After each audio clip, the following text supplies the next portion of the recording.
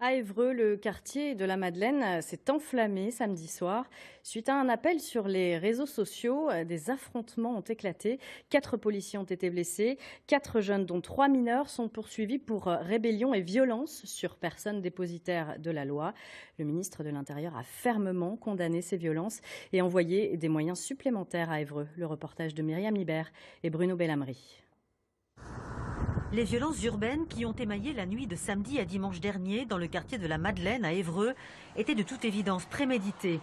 Des appels à se retrouver dans ce quartier sensible avaient été lancés dans la journée sur les réseaux sociaux avec un objectif assumé, en découdre avec les forces de l'ordre après l'interpellation d'un individu dans le cadre d'un trafic de téléphone.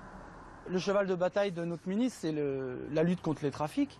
Et les collègues luttent contre les trafics, ce qui gêne. Donc ce qui crée des appels sur les réseaux sociaux à se faire du flic, clairement. Puisque les collègues prennent trop la confiance. On parle de zèle des policiers, donc il y a des appels à se faire du flic.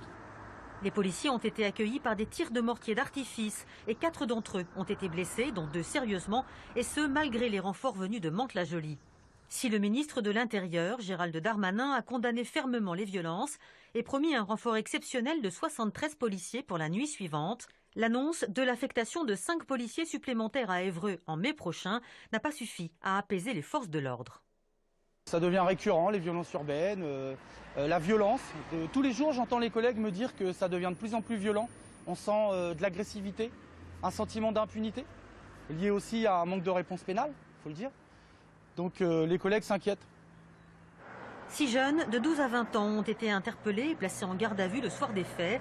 3 mineurs seront convoqués prochainement devant le juge des enfants et un majeur sera présenté dans les jours à venir devant le tribunal correctionnel d'Évreux en comparution immédiate. Tous poursuivis pour des faits de rébellion et violence sur personne dépositaire de l'autorité publique.